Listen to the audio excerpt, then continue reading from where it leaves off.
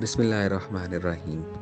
ناظرین محترم، اہل بیت اطہار علیہ السلام سے محبت اور عقیدت ہر مسلمان کے ایمان کا حصہ ہے۔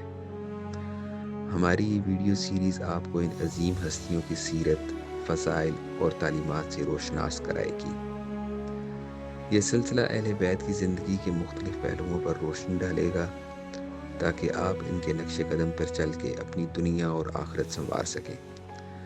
ہمارے ساتھ جڑے رہیے اور اس روحانی سفر کا حصہ بنیے۔ شکریہ۔ السلام علیکم دوستو۔ میدان کربلا حق و باطل کے درمیان ایک ایسی جنگ کا نام ہے جو رہتی دنیا تک مسلمانوں کے لیے ایک عظیم درس کی حیثیت رکھتی ہے۔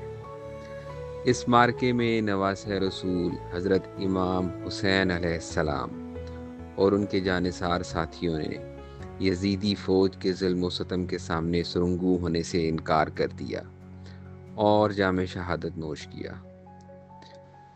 ان عظیم شہداء میں ایک نام ایسا ہے جو وفا، شجاعت اور ایثار کا استعارہ بن گیا۔ وہ نام ہے حضرت عباس علمدار علیہ السلام کا۔ تو چلیں اس قربانی کی داستان سنتے ہیں۔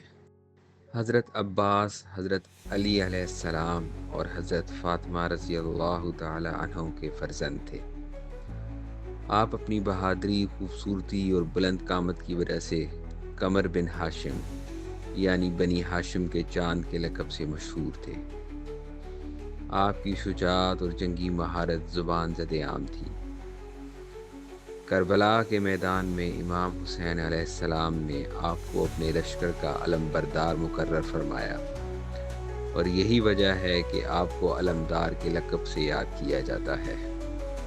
جب یزیدی فوج نے 6 محرم کو امام حسین علیہ السلام کے قافلے پر پانی بند کر دیا تو خیموں میں موجود بچوں، بالخصوص امام حسین علیہ السلام کی کم سن بیٹی سکینہ کی پیاس کی شدت بڑھنے لگی۔ بچوں کی پانی پانی کی صدائیں حضرت عباس علیہ السلام کے دل پر گراں گزر رہی تھیں۔ آپ نے کئی بار بہادری سے یزیدی فوج کے گھیرے کو توڑ کر خیموں تک پانی پہنچایا، جس کی وجہ سے آپ کو سقائے سکینہ یعنی سکینہ کو پانی پلانے والا بھی کہا جاتا ہے۔ واقعہ کربلا کے دوران یزیدی فوج کے سپہ سالار شمر کی طرف سے حضرت عباس اور ان کے بھائیوں کو امان کی پیشکش کی گئی، کیونکہ آپ کی والدہ کا قبیلہ شمر کے قبیلے سے تعلق رکھتا تھا، لیکن حضرت عباس نے اس پیشکش کو انتہائی حقارت سے ٹھکرا دیا اور یہ کہہ کر اپنی غیر متنزل وفاداری کا ثبوت دیا کہ ہم اور ہمارے امام حسین ابن علی علیہ السلام ایک ساتھ ہیں اور ہم ان سے جدا نہیں ہو سکتے۔ عاشورہ یعنی 10 محرم کے دن جب امام حسین علیہ السلام کے تمام ساتھی شہید ہو گئے اور خیموں میں پیاس کی شدت ناقابل برداشت ہو گئی، تو حضرت عباس نے امام حسین علیہ السلام سے ایک بار پھر پانی لانے کی اجازت طلب کی۔ امام نے بادل نخواستہ اجازت دے دی، لیکن صرف پانی لانے کی، جنگ کرنے کی نہیں۔ حضرت عباس علیہ السلام نے مشکیزہ اٹھایا، علم سنبھالا اور گھوڑے کو دریا کی طرف دوڑا دیا۔ آپ نے بہادری سے یزیدی فوج کی صفوں کو چیرتے ہوئے خود کو نہر فرات تک پہنچا دیا۔ پانی مشکیزے میں بھرا اور لبے دریا پر آ کر ایک لمحے کو سوچا کہ خود بھی پانی پی لیں، لیکن پھر امام حسین اور پیاسے بچوں کا خیال آیا اور پانی پیے بغیر ہی مشکیزہ لے کے خیموں کی طرف روانہ ہو گئے۔ واپسی میں یزیدی فوج نے چاروں طرف سے گھیر کر آپ پر حملہ کر دیا۔ ایک ظالم نے پیچھے سے وار کیا اور آپ کا دایاں بازو قلم کر دیا۔ آپ نے علم کو نیچے گرنے نہ دیا اور اس کو بائیں ہاتھ میں تھام لیا۔ جب بایاں بازو بھی شہید کر دیا تو آپ نے علم کو اپنے دانتوں میں دبا لیا۔ اسی دوران ایک تیر آ کر مشکیزے میں لگا اور سارا پانی بہہ گیا۔ پانی کا بہہ جانا حضرت عباس کے لیے سب سے بڑا صدمہ تھا۔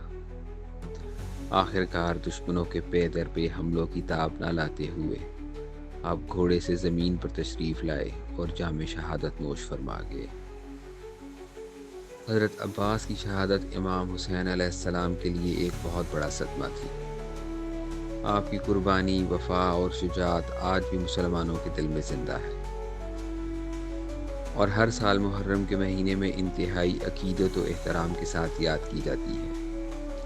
آپ کا روزہ مبارک عراق کے شہر کربلا میں حضرت امام حسین علیہ السلام کے روزے کے قریب ہی واقع ہے، جہاں دنیا بھر سے زائرین حاضر ہو کر آپ کو خراج عقیدت پیش کرتے ہیں۔